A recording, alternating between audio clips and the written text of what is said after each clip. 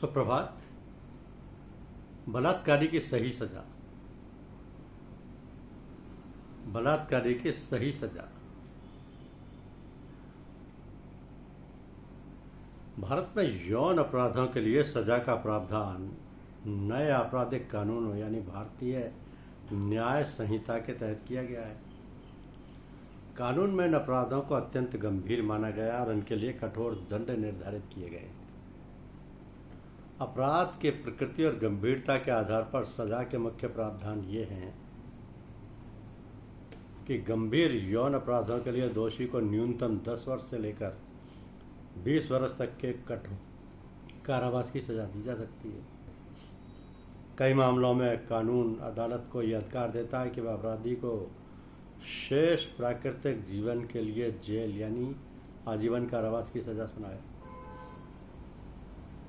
जघन्यतम मामलों में विशेष रूप से जहां पीड़ित की स्थिति अत्यंत संवेदनशील हो, मृत्युदंड का भी प्रावधान रखा गया है।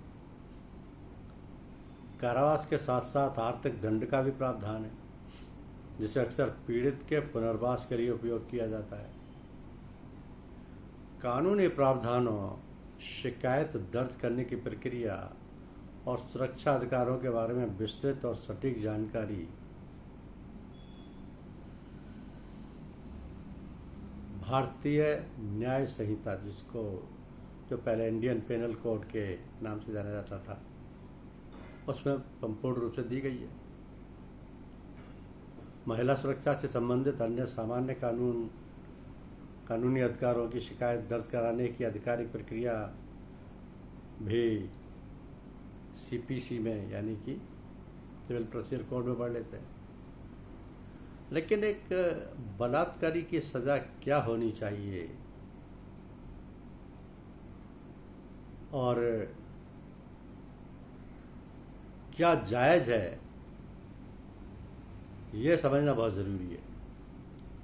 क्योंकि महिला को थप्पड़ मारने पर परिस्थिति और मंशा के आधार पर अलग अलग धाराओं में मामला दर्ज किया जाता है। यदि थप्पड़ मारने का उद्देश्य महिला की गर्भ लज्जा भंग करना था तो भारतीय न्याय संहिता धारा 79 में गंभीर मामला बनता है। भारत में अगर किसी बलात्कारी को सही सजा दी गई है तो वह एक ही महिला थी, और वो महिला थी फूलन देवी, दस्यु रानी फूलन देवी। इस महिला ने अपने साथ किए गए बलात्कारियों को 22 बलात्कारियों को एक लाइन में खड़ा करके सबको एक एक करके गोली मार दी। ये भारतीय इतिहास की अब तक की बलात्कारियों को दी गई सबसे बड़ी सजा है, जिसमें फूलन देवी ने 22 बलात्कारियों को एक लाइन में खड़ा करके सबको गोली मारी। धन्यवाद।